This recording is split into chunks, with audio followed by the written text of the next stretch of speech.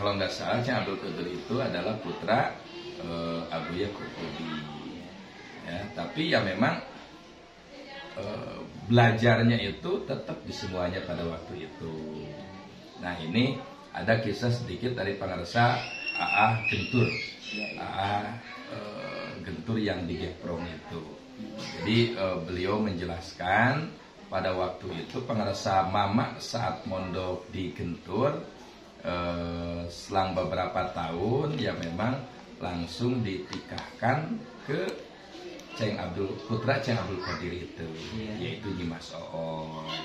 Nah singkat cerita beliau mukim di sana di Gentur, cuma pas waktu itu ada rencana untuk berangkat ke Tanah Suci.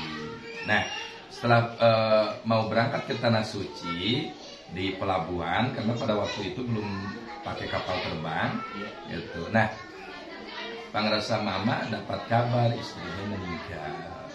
Cuma pada waktu itu memang disuruh untuk tetap melanjutkan acara ataupun munggah hajinya itu. Jadi tidak disuruh pulang, ya udahlah biar yang ini diurus di sini, silahkan aja langsung berangkat, karena mungkin kalau dibatalkan ya cukup lumayan lah resikonya gitu ya, harus bikin waktu lagi dan entah bisa berangkat atau enggak dengan waktu yang cepat. Nah setelah berangkat ke sana, beres sajian, beliau langsung melanjutkan mondok ataupun menimba ilmu di sana. Kalau enggak salah di Said Alwi Al-Maliki, maaf kalau enggak salah ya, selama sekitar beberapa tahun, hampir 4 tahun. Nah ketika di sana ada perjalanan yang cukup panjang, pernah jalan kaki dari Mekah ke Madinah. Nah jalan kaki dari Mekah ke Madinah akhirnya satu rombongan itu kalau nggak salah sekitar 40 orang. Nah salah satunya itu adalah Papi Haji Zazili. Papi Haji Zazili itu adalah kakaknya Umi Gelar. Jadi ya mungkin ngobrol-ngobrolnya seperti ini. Kemana istri meninggal? Oh kalau seperti itu bagaimana nih kalau ke adik saya gitulah kira-kiranya. Akhirnya setuju, nah, pulang dari sana akhirnya dikitbah dan menikahlah dengan pengarsa Umi Gelar gitu. Nah setelah menikah disitulah berangkat pengarsa Mama untuk merintis mengembangkan agama, dan akhirnya pengarsa Mama membuat beberapa majlis di setiap wilayah. Ketika pas meninggal pengarsa Mama itu yang tercatat sekitar 135 majelis. Salah satunya yang dari Lampung ada, katanya di Irian juga ada, tapi entah pernah dikunjungi atau enggak, karena kadang-kadang orang itu menghibahkan karena untuk majelis pengarsa Mama Gelar dibangun, ya kadang-kadang ada yang pernah dikunjungi, kadang-kadang ada yang enggak seperti yang jauh seperti itu. Nah kebanyakan ya memang untuk di wilayah Jawa Barat, Bogor, Sukabumi, Kerawang, Cianjur Selatan, Bandung, Ciwidey ada. Yang paling banyak itu adalah di daerah Cianjur Selatan. Nah di antara majelis Mama Gelar memang ada histori khusus ya, di 135 majelis pada waktu itu. Jadi ada saat pembukaan majelis di daerah Cianjur Selatan itu di Sadar Mana. Ada yang menyebutkan Sadar Mana dan ada yang juga yang menyebutkan Sadar Alam. Nah di daerah Sadar Alam di situ ada salah satu tempat pada waktu itu yang memang dibuka oleh pengarsa Mama dan kiai-kiai setempat. Konon pada waktu itu ada sebuah lahan perhutani yang memang ketika dikunjungi oleh orang-orang kampung itu sangat menyeramkan. Ala kaulin sebagian kisah ada yang juga sempat ada korban. Nah pada waktu itu dibukalah oleh pengarsa Mama dan permintaan daripada kiai-kiai yang ada di wilayah tersebut gitu.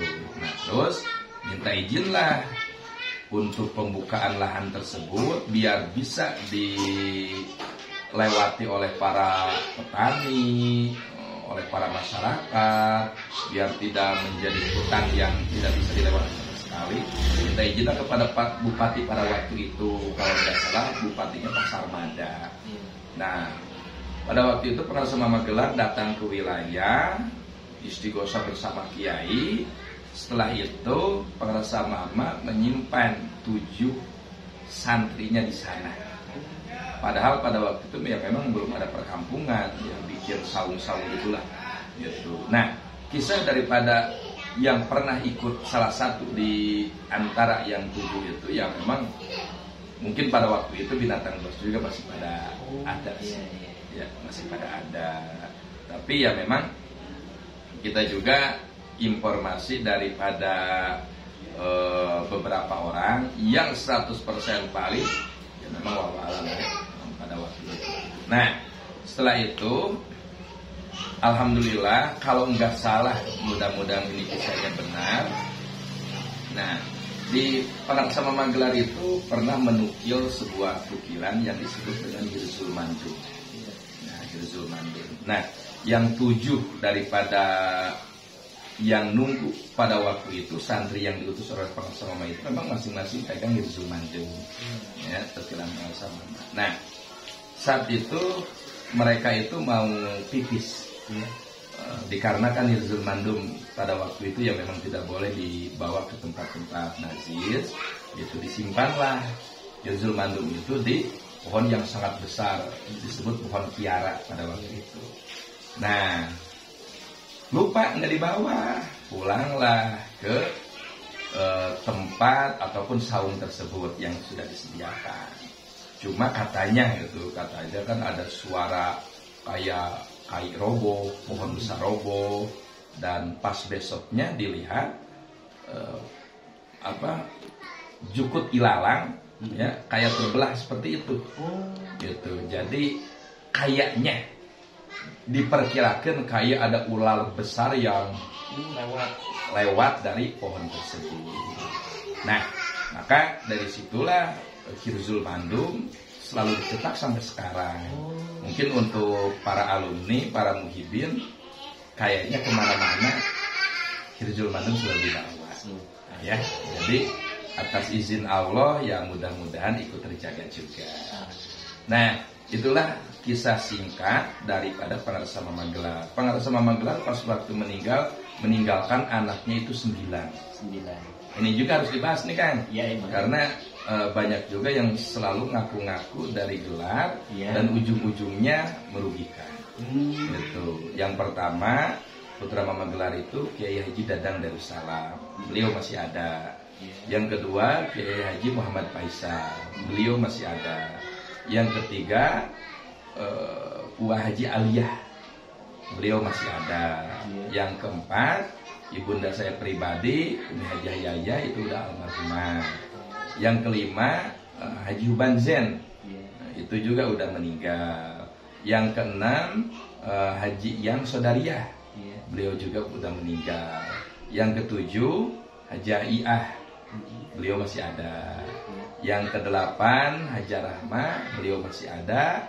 Yang kesembilan Haja Kibanjen, ataupun yang sering didengar Haji Abeng. Itu beliau sudah meninggal juga. Nah, jadi yang masih ada putra Pengarasa Mama yang 5 itu. Jadi kalau ada yang mengatasnamakan, ya mungkin dari nama itu aja lah yang harus diingat gitu ya. Nah seperti itu Kang, itu kisah singkatnya, mudah-mudahan ada manfaatnya. Dan sekarang juga pas di haul yang ke-33 ya, yuk kita hadir, baik haul yang sekarang ataupun haul yang selanjutnya. Tapi patokannya tanggal 27 Jumadi akhir kalau di Hijriah, terakhirnya malam 1 Rajab. Kalau di RI-nya tidak bisa ditentukan. Ya, jadi patokannya 27 Jumadi akhir sampai malam 1 Rajab. Jadi puncaknya pas malam 1 Rajab. Yang sekarang bertepatan dengan malam tahun baru. Jadi kalau daripada tahun baru yang enggak, mendingan sambil haul di sini saja. Terima kasih atas pemaparannya Kang Aam. semoga kita semua termasuk seseorang yang dicintai oleh kalah. Terima kasih atas pemaparannya Kang Aan. Semoga masyarakat Mihdin Ziarah senantiasa ada dalam berkah Allah Subhanahu wa taala, wasilah berkah sahibul makbarah pangarsa mama. Amin.